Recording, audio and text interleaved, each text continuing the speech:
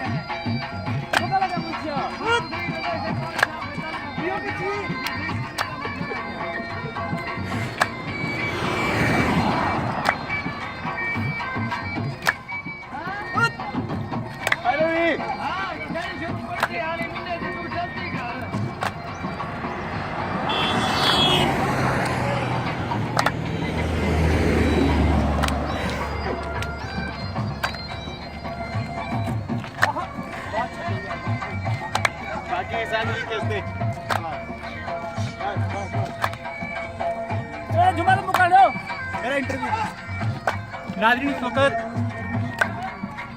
हमारे दोस्त बहुत ज़्यादा खुश हैं। आज यूनाइटेड अरब एमिरेट्स का नेशनल डे है और मोबाइल पर खड़ा करते हैं और ये नेशनल डे की वजह से आज बहुत हमारे भाई खुश हैं। और आज जश्न ईद मिलादुन्नबी है सल्लल्लाहु अलैहि वसल्लम। उस खुशी के मौका पर ये इंजॉय कर रहे हैं, ये इंजॉय कर रहे हैं अपने नबी की वलादत को। ये भाई राजनपुर से, ये भाई मुल्तान शरीफ से और ये भाई जहांगीर लोधरा से हैं।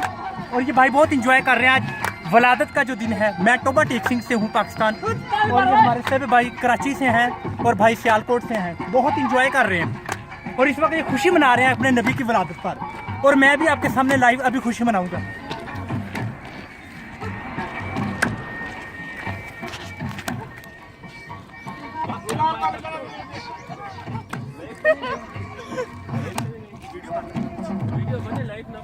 लाइव वो लाइव नहीं, वैसे वीडियो